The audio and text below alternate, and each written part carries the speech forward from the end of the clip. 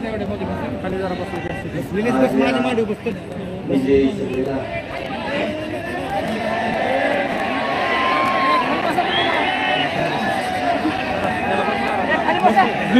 बस खाली तुम्ही खाली बस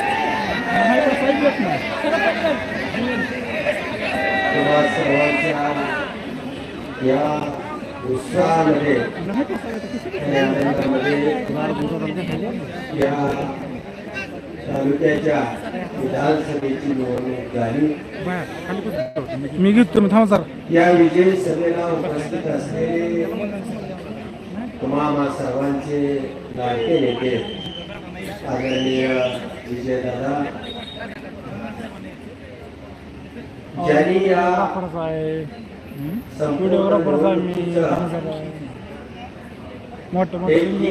म्हणून सूत्रसंचालन केलं असे आदरणीय बाळदादा,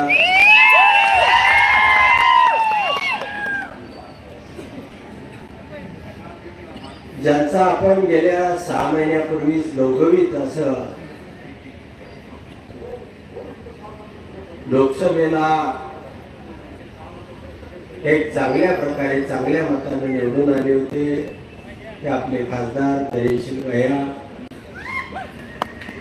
या ठिकाणी उपस्थित असलेले सयाजीराजे सगळेच मंडळी, प्रकाशापासून सगळीच गरीब ज्येष्ठ मंडळी या ठिकाणी उपस्थित आहेत. अर्जुन दादा सगळीच मंडळी या ठिकाणी उपस्थित आहेत. मित्रांनो, गेले अनेक दिवस गेल्या 15 वर्षापासून काही मंडळी तर या विजयाचा किंवा या गुलालाचा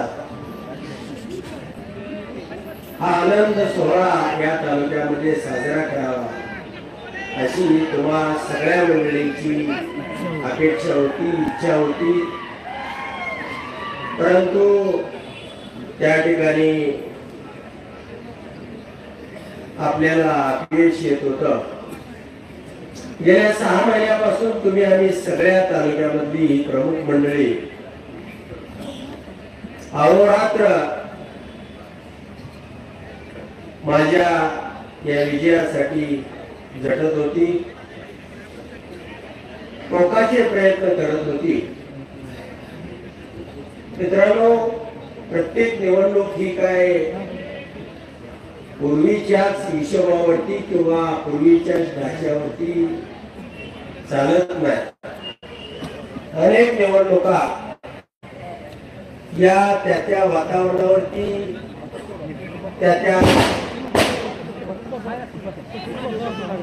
ठिकाणी काय माहोल तयार होतो,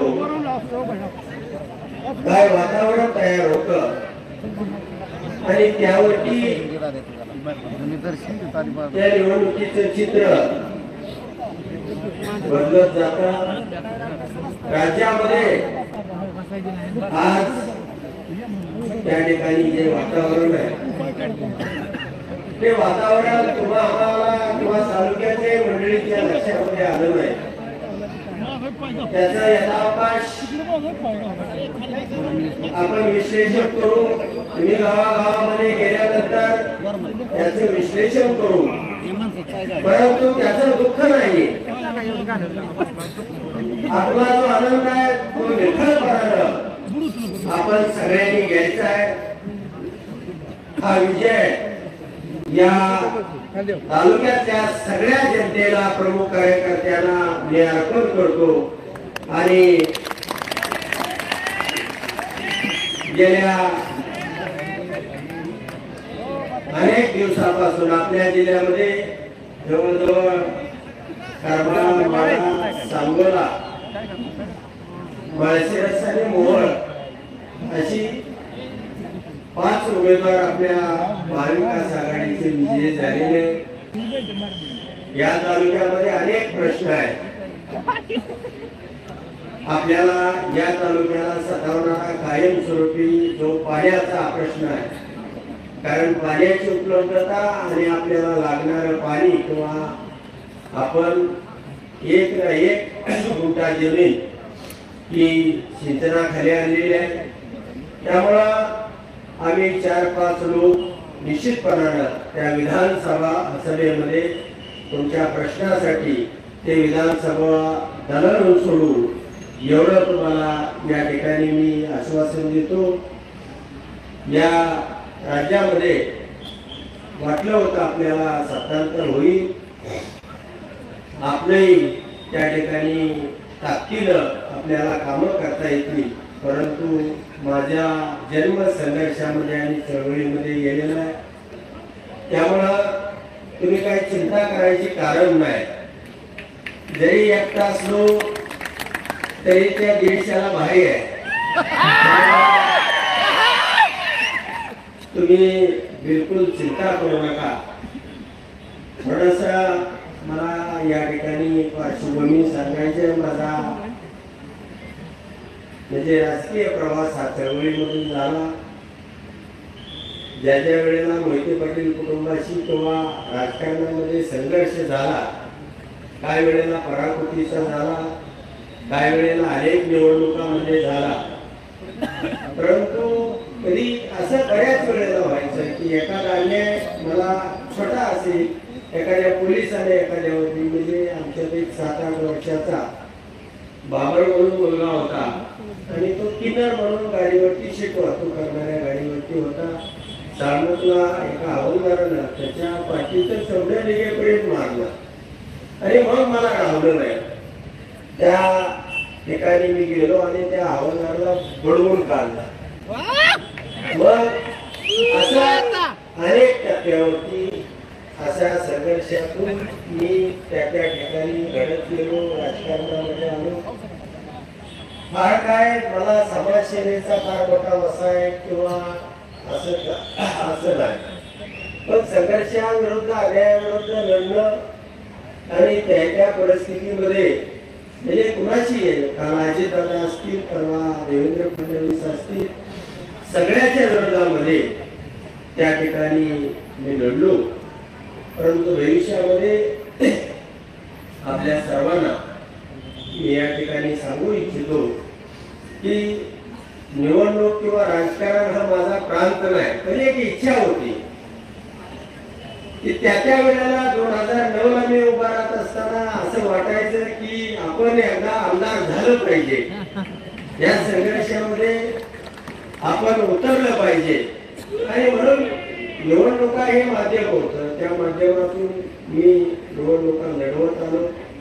अनेक वेळा अनेक ठिकाणी पराभव झाला, परंतु त्या पराभवामध्ये आपण कधी खचलो नाही. सातत्याने हा संघर्ष करत राहिलो. परंतु एक वेळ ही विजयाची संधी कधी ना कधीतरी आपल्याला मिळेल. आणि निश्चितपणे तुम्हाला या ठिकाणी सांगावं वाटतं की भविष्यामध्ये मी निवडणुकीमध्ये उभा राहील न राहील, माझी एक इच्छा होती, म्हणून मी त्या ठिकाणी ही निवडणूक लढलो. 5 वर्ष तुमच्यासाठी ताकदीनं काम करून अजूनही काय करून आपल्याला समाजसेवेची आवड आहे. आपणही पुढे या. काय दुरुस्त्या झाल्या असतील, काही ठिकाणी अडचणी झाल्या असतील, आपण त्या दुरुस्त करू, ताकदीनं आपण पुढे जाऊ. पण या तालुक्यासाठी येणारी 5 वर्ष आपण सातत्यानं तुमच्या सर्वांच्या कल्याणासाठी जे जे करता येईल ते ताकदीनं करू. ज्या ठिकाणी आपल्यावरती अन्याय होतोय त्या ठिकाणी संघर्ष करू. आणि या तालुक्यामध्ये जी विकासाची घोडदौड आहे ती घोडदौड आपण अशीच पुढे ठेवू. आणि आपल्या सर्वांचं ज्या पद्धतीने आभार मानतो त्याच पद्धतीनं मोहिते पाटील कुटुंबातली जवळजवळ 8-10 सदस्य हे रात्रंदिवस या विजयासाठी झगडले. आता मतदानामध्ये कमी जास्त झाला असेल तर त्याच्यामध्ये दोष कुणाचाच नाही.